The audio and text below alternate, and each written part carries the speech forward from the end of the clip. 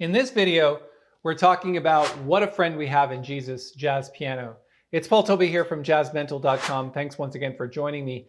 This is video 4 in our playlist of videos solely to do with What a Friend We Have in Jesus song. So if this is something that you've been looking to play at your church, then this is the video series for you. In the first video, we outlined all the things that we were going to do, and I played you what the outcome would be. In the second video, we started with the chords. Third video, we're talking about scales. In this video, we're going to talk about the soloing and other things that you can do with the chords in order to make it sound like a great solo. And we're going to get started in just a second.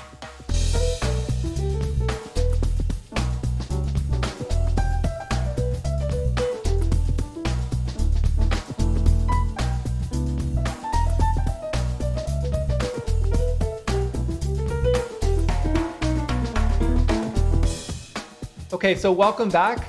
This is video 4 in our series of 5 videos for What a Friend We Have in Jesus Jazz Piano. So let's take a look at our lead sheet, which I've created. And as you know from previous videos, it is in double the time. So I took the notes and I basically multiplied them by 2. And that's why you get a dotted half note versus a dotted quarter note, because I'm basically doubling the length of the chords and the notes in order to match the swing feel. So in the last video, we talked about the scale for F major 7, which is the bebop scale. And then we did the bebop scales for the 2-5-1 in B flat.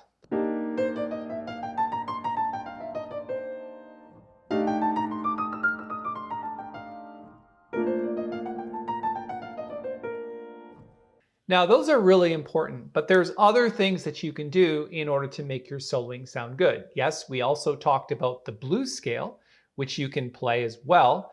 The only thing is, if you're playing a blues scale over an F major 7th chord, it sounds okay. It's not the greatest. It should be really over an F7 chord. So you can use the blues scale, but the other thing you can do is start spelling the chords. So in this video, what we're going to do is we're going to start spelling chords in order to create a swing jazz sound. So what you do is you essentially on each chord play 3, 5, 7, and 9, depending on which notes those are in the chord. Could be flat 9, whatever. But what you're going to do is you're going to start a half tone below the third, so a minor third. So like this on the F major 7th chord.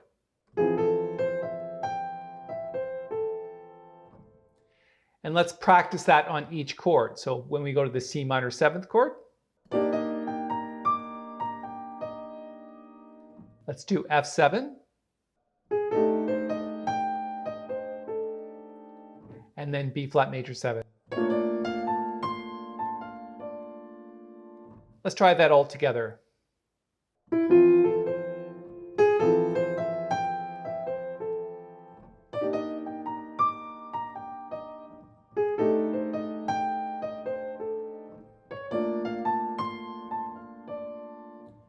And then if you go on to the B diminished 7th, same thing.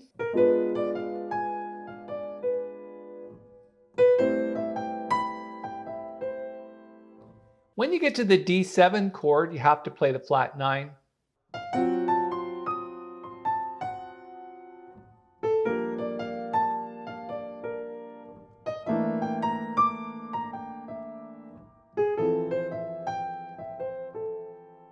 Why do this? Because it trains you to mix the bebop scales, the blues scales, with the spelling of the chords. So in other words, if you play the bebop scale over F major 7, you could literally continue that by spelling the chord. Watch this.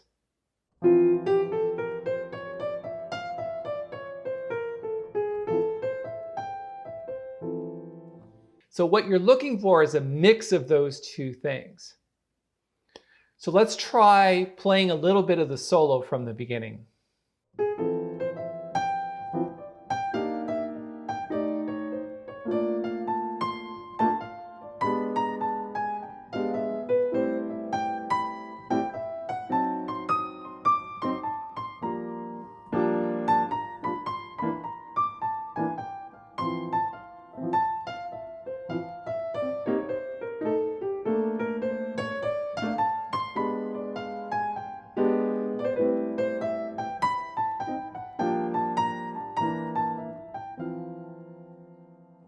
So often what we do, and if you refer to a previous video that I made, I'll put a link up here in the corner to how to use passing notes and along with the spelling of the chords and scale. So it's a little more in-depth explanation. But in order to make this happen, when you're reaching destination notes, for example, if we want to end on F, you can end on F from above then below, or from below then above.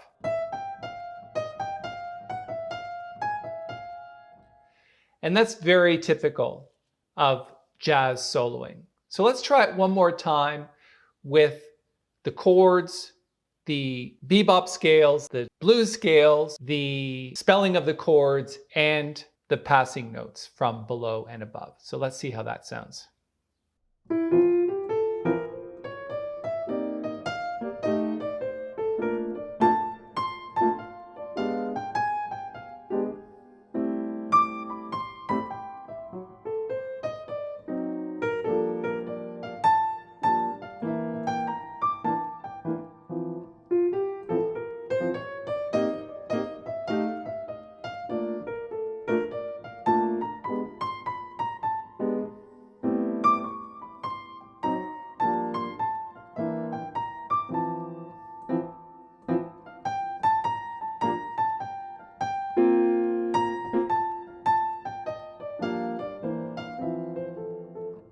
Okay, so I think it's important to take a look at all the chords as they go by, because as they're floating by, and sometimes in certain cases pretty quickly, you want to be able to anticipate melody and chords and all of the things that we've talked about so far.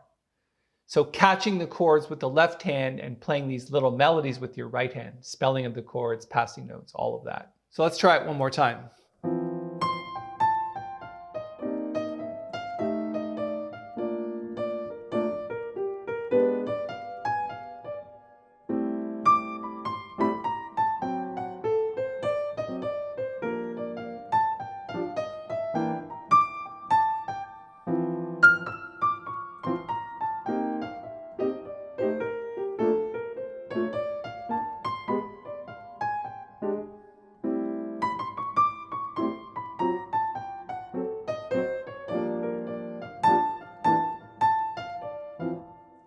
Now, what I would suggest is that you stop and pause, go back, listen to that, try to practice it, and try to figure out your own little melodies along with everything else that we've discussed.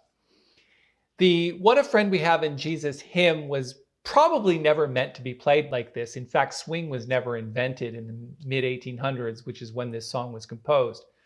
So what we're doing is we're taking it and we're adding a whole new jazz swing feel to it so that we can be a little bit different than what you normally hear in your church. So I hope you're enjoying this. What I'm going to do now is I'm going to refer to the bass and drum track that we have, and I'm going to play along with that, and I'll play you out and into the next video. In the last video, essentially what we're going to do is tie all of these things together and talk about the accompaniment track, which you're about to hear, because it's a great way to practice it. And there's two layers of the accompaniment track. There's the halftime feel, and then there's the straight ahead 4 feel. So we're going to talk about those two things in the next video. So let me play you out.